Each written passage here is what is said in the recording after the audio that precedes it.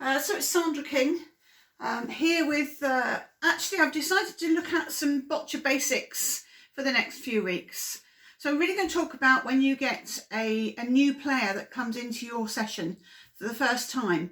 And for me, there's two key things that are going to entice that player back. The first one is having some fun, and the second one is having some success.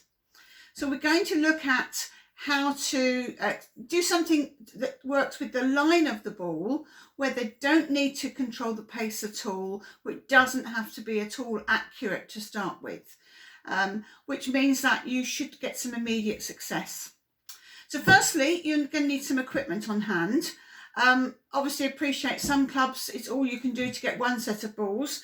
If at all possible, I would suggest two different sorts. So this is a nice soft ball. This is quite good for anybody that's getting a little bit more accurate in your club. A soft ball is going to really improve the accuracy in their game. But when you've got new players, they sometimes can't throw as far as they're going to be able to. So a harder ball is also quite useful. Even though at top end we're probably not using a lot of hard balls, but to start with, a hard ball can be quite useful. So to have some of each, they can be in the same set, they can be in a different set, that's absolutely fine. And just to know, when you're buying sets, there are some places where you can buy them so that you've got some hard and some soft, particularly if you go straight to the manufacturers. And even if it's just somebody else in the club that's got some hard balls and doesn't mind sharing them, that's a good idea. The other thing you're going to need, because you don't know who's going to come through your door for your session, is some form of ramp. So for some reason I can't find my white extruded one at the moment, so I've gotten back to an old one. This is a Davis ramp. Now I have to say, personally, I think these are the devil's work, but all you need is a bit of guttering or something that you can put up against a player or their knees, their knee block, something like that, for them to roll the ball down. So that's going to mean that anybody that can't independently throw or kick the ball can use their ramp. And then in terms of other equipment, you just need some things that you can aim between or aim at. So these saucer cones come in different sizes. I like these flexible ones. They work best for boccia because the boccia ball can actually roll over them. Some of them are like harder cones, and a stack of those is maybe about £12 to £15 on Amazon. I'm sure you can get them other places. I think you can probably get them at Argos places. I've got some small cones. Actually, I'm not sure where to buy these from, but these are quite useful. They're big enough to see, but small enough that you can carry quite a few. And I've got a stack of about 10 of these. So first thing, we need to get people playing pretty much as soon as they come in. So we need to assess whether they can actually grip and release the ball. If they have huge problems with that, we're going to need to introduce the ramp to them. And because the control of line is the easiest thing to do, that's where I would start, because you can be successful quite quickly. So very basic thing, just have a couple of cones. Of course, these don't need to be cones. This could be old water bottles, ideally painted so you can see them easily, and so on. And we're going to put out our cones with quite a big distance across, and actually not too far away from the athlete. So you can start from a point of success.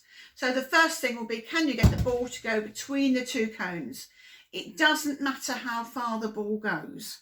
And you have the cones nice and close to you, so you're pretty sure they're going to be able to get the ball through the two cones. Okay, from there you can celebrate that. So say, oh yeah, that's great, you know, you've managed to get a number of balls through the two cones, you're really good, let's make it a little bit harder for you. And we can do that in two different ways, by changing the space. So we can bring the cones a little bit closer together, so it becomes a little bit harder to get through the middle. Or we can take the cones further away, so that the further away it is, the harder it is as well. So either of those will work, and you're still aiming obviously to get the cones through, get the ball through between the cones. If you can get the cones through the ball, well done. There's another game I really like, which works really well when somebody's quite new, and I find this also works really well with learning disabled participants. So we'll take the bigger cones away. This time we're going to use the saucer cones. And they're a range of colours. So depending on who you have, you can decide. There's lots of different things you can do with this. So we could decide we're just going to start with the greens. And very, very simply, the task is that any of these that you hit, the first one you hit with your ball, you receive as a point. This is a very visual thing. So if I hit this red cone here, I get that cone. I'm going to look after it there on my chair. So I can count my points. That's one cone is 1 point. I can have another shot. I can hit another cone. I get another point. So this can easily be competitive with somebody else. You can start to introduce taking turns so that people can take turns to see if they can get a point by hitting a cone.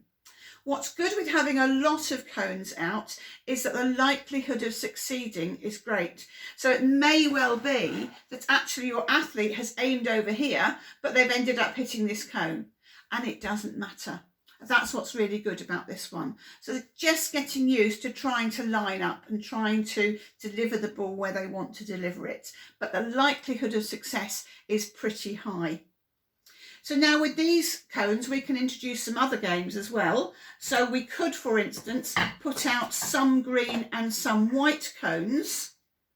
And it may well be now, I put out a similar number of both.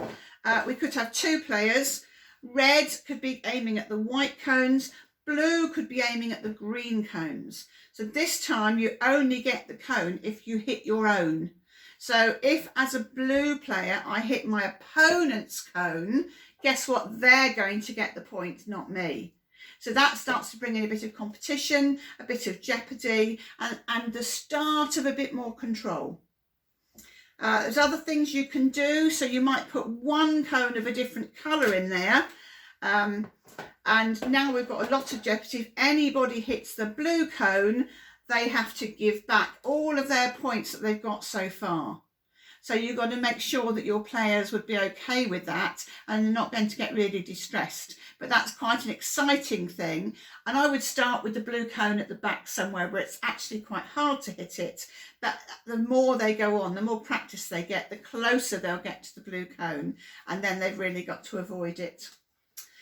And we can go on as well. You see, this green cone's actually got a number 3 on it. So at some point, I may well have used this for a points game where we might say, well, if you hit a green, that's 3 points. If you hit the blue, that's 10 points. If you hit the white, that's 5 points, and so on. So you can have different colours at different points. In fact, there's lots of different things you can do with this. So the 2 real key things are that your players are going to have some fun and they're going to have some success. The Boccia point that you're making is controlling the line of the ball, and we can check that with simple cones or bottles or anything else to go between, which we start with nice and easy to ensure success, and it gets closer and closer together or further and further away so that you start to see progress and you can really celebrate the achievements of your players. And then you can have a fun competition or fun challenge where you use these sort of cones where actually if you don't quite hit the right one, it doesn't matter very often, and you can get points from it. And these are very visible points, very visual points. So you can literally sit and count them at the end. How many have you managed to collect? Okay, so have lots of fun with that. And the next time I'm going to come back, we're going to look a little bit more at controlling distance, which is much, much harder. So I would actually suggest that these line control games might actually be something that you do as part of your introduction every time. So you're always starting with something that's nice and easy, where people can be successful before you push on into those harder challenges. Okay, have fun with that. Bye for now.